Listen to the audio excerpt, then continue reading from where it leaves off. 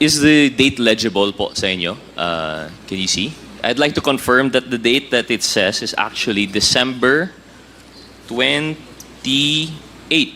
2023. Do you see that, Attorney Camora? Yes, Mr. Chair. And supposedly this was attached. I'm not sure if this would come in for the first batch of response in December 2023 or if it came in with the second batch of response in March 2024. But this is supposedly a DEP presented for the fourth quarter of 2022. Isn't it strange, not really strange, it's outright false for it to justify an expense in 2022 but the date is 2023. Would that be correct, Ms. Camora? Attorney Camora? That is correct, Mr. Chair. Actually, one of the findings under the notice of suspension is that some of the acknowledgement receipts were dated December 2023 and some were even undated. Yes. And this would be the basis for disallowance? Or was this, this was the findings of the AOM po, no? Yes, that is under the notice of suspension na po, Mr. Chair. Since nakapag-comply na sila, so yung observation namin was already under the notice of suspension po. Okay. How would it be complied po, Attorney Camora? How did they rectify the AR? If it, I mean, my understanding po is pag submitted po yung AR, this is already supposedly presumed to be regular, and then you have an outright problem such as 2023. Although you might say na typographical error, but correct me if I'm wrong, this happens more than once po. Is that correct, Attorney Camora? That is correct, Mr. Chair. Would you know how many ARs exactly yung dated 2023 submitted for 2022? Mr. Chair, we have attached it in the original notice of suspension. However, we do not have the figures today.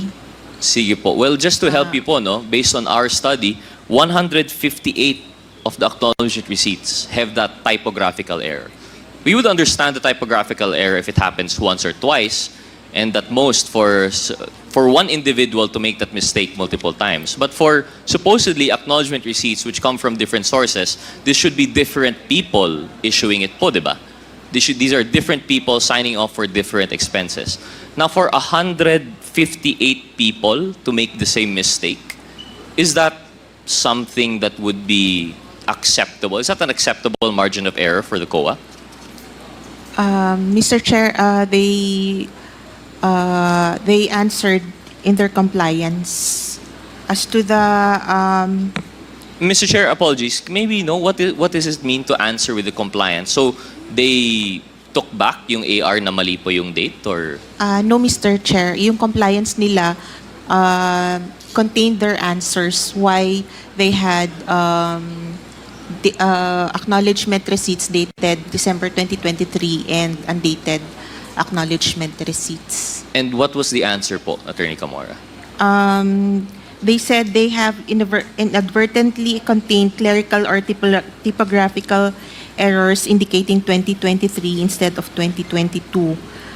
Considering the nature of confidential activities which are usually conducted discreetly and completed within a short period of time, and in addition to the lack of attention to details of personnel attending to voluminous papers from several individuals, some data in the acknowledgement receipts submitted as proof of transactions may have been missed. Mr. Chair, apologies. I think that portion would suffice po, Attorney Camora. No? So the answer of compliance, they did not dispute, they did not take back the ARs, but they simply gave that defense that it was an inadvertence, or basically typo nga po siya. But precisely the point, Mr. Chair, that I think that the committee should consider is that it's a typographical error for 158 acknowledgement receipts. This is not something that I think, although we do not argue with the COA, of course, this is their jurisdiction. It is precisely their decision if that compliance would be sufficient. However, I think for us to consider in strengthening the laws that we are going to craft, in support perhaps of the joint memorandum circular, I think we have to be stricter with the acknowledged receipts to be issued. Because, Mr. Chair, I would like to propose one thing. Of course, the COA will not be able to answer this. But given the timeline po, no, September 2023 yung first na AOM. The October 2023 was the compliance with the first batch of ARs. And then December 2023, the notice of suspension. And that was the time siguro po, no, that they were coming up with these new ARs. It would make more sense, Mr. Chair, for them to make that mistake. Because when pag nagkaka-typographical error po natin sa date, the usual mistake is you put on the date that is current. Isn't it possible, Mr. Chair, based on human experience, isn't it more likely that these ARs were prepared a year after the fact already? That they were prepared in December 2023 because this precisely coincides with the date in which they submitted the second batch of the ARs. I don't think, Mr. Chair, this was a mistake that was committed in December 2022. This was a mistake that was committed after the fact, after the AOM, and after the notice of suspension, when they were rushing to comply with yung mga butas po na lahat ng COA. I think this is something that the committee should consider, especially when it comes to the compliance with the COA. We are not faulting the COA, of course, and we respect them. This is their jurisdiction. But one thing that we understand that we see from the COA is that generally they are not really ministerial, but they would err on the side of caution rather than put themselves in the place to, exercise discretion regarding the disbursements by any agency. Sa kanila po, as long as complied yung DEP, and as long as there's an explanation, they would accept it. However, I think the COA has to go above and beyond that requirement. Because, Mr. Chair, just to highlight also how spurious this seems and how bogus. If December 2022 po yung date dapat ng AR, tapos December 2023 yung date, it wouldn't even correspond to any confidential funds. It's not possible if ever the reasoning was nagkapalitan ng AR, because I understand that might be one of the excuses for inadvertence. Baka nagkapalitan yung AR for December 23 and December 2022. Pero wala pong December 2023. If we recall, the fourth quarter of the confidential funds for the Office of the OVP was never dispersed. They chose, although it was already included in the our General Appropriations Act, they chose not to disperse yung fourth quarter.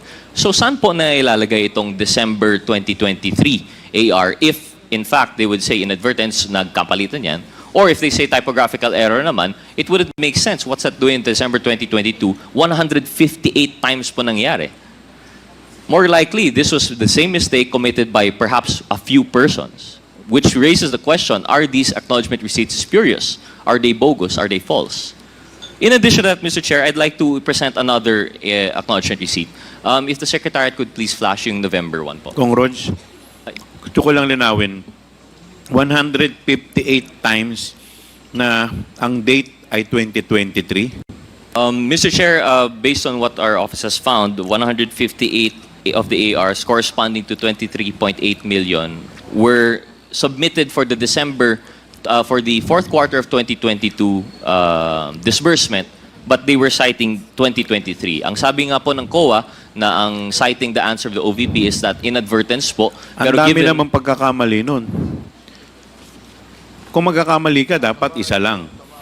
Sa 2023, last quarter, wala na silang confidential fund. So parang lumalabas, lumagpas yung kanilang liquidation. Sobra-sobra yung liquidation na nilabas nila. Tama po ba yung pagkakaintindi ko sa sinasabi ninyo? Well, Mr. Chair, your guess is the same as ours, but it could also be na these are ARs belatedly prepared. Okay. Sige po. Thank you po. Please proceed. Thank you, Mr. Chair. So, proceeding onward, may we ask the Secretary to flash yung November 17, 2023 AR. Yun. Thank you. Attorney Camora, is it legible po? Can you see that the date is November 27, sorry, 2023. The 2022. November, I cannot see it. November 17, Mr. November 27 po, 2022. 27. In a world where trust is everything, PruLife UK puts you at the center of everything. When I was diagnosed with cancer, I knew I made the right decision. Thankfully, I had gotten my PruLife UK policy when I was younger, and that helped cover my medical expenses when I needed it most. So I can focus on my recovery and my kids. PruLife UK goes beyond financial support. We provide a sense of security and a peace of mind. When I met my advisor from PruLife UK, she first helped me understand insurance. Well, Attorney Commerce, apologies, perhaps di lang kita masyado sa screen, but on paper nakita po na November 27, 2022 po siya. If my understanding is correct, the AR should correspond to the period of the confidential funds actually dispersed and used. Tama po ba? So although it is for the fourth quarter of 2022, this was submitted as an AR there, it should correspond to the 11 days of disbursement po that they actually had it. Because if I understand correctly, anong date nga po yung first, yung pag-issue nung check for the OVP confidential funds? Ano?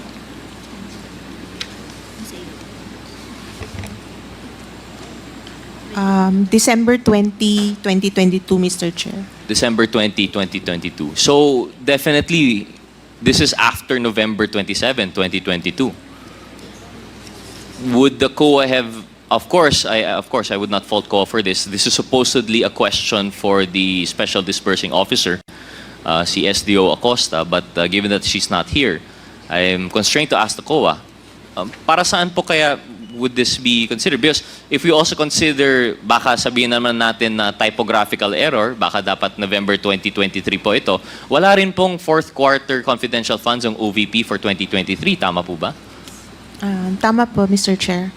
So in that case, how would the COA appreciate this acknowledgement receipt? Normally, Mr. Chair, it should be noted that confidential funds should not be used as payment for reimbursement of previous activities. So it would have been flagged as a reimbursement expense, so not allowed. So this would have been disallowed totally. And perhaps there's a good chance that this is part of the disallowance actually of your But I think, Mr. Chair, what is striking for this committee is, of course, the COA has already acted on the disallowance. But what should be considered is the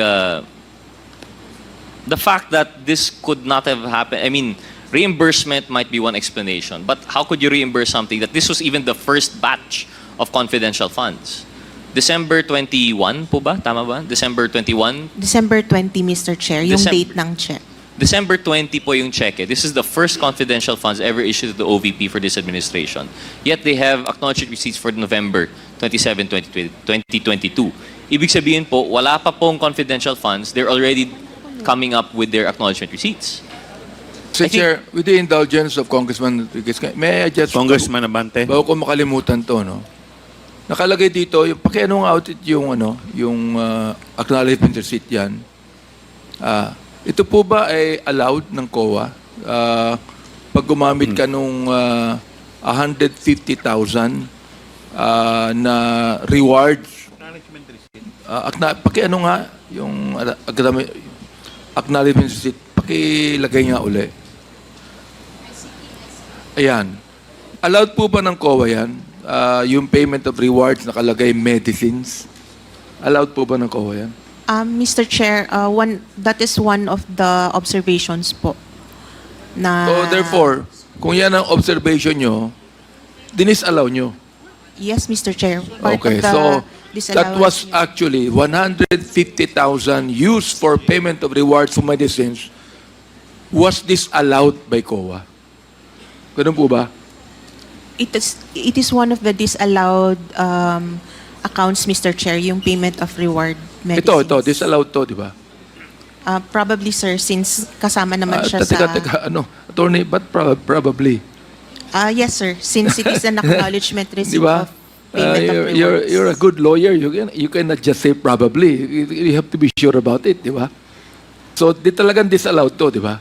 Yes, Mr. Chair. O yan. Mr. Chair, thank you.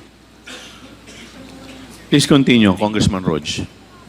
Thank you, Mr. Chair. Thank you, Congressman Abante. Basically, what we're trying to say here po, in relation to the dates, whether this is for reimbursement of, although illegal po, it's not supposed to be allowed. Whether this was a justification for reimbursement or this was inadvertence or typographical errors, despite being repeated over 158 times, these are clear red flags po in relation to the AR submitted by the office. And this is something that we should consider. Looking forward, we should consider po this in aid of legislation, perhaps legislation to strengthen this joint circular to make sure that this doesn't appear again, or perhaps stringent penalties for when this is caught. But more important than that, we still have to hold them accountable po, no?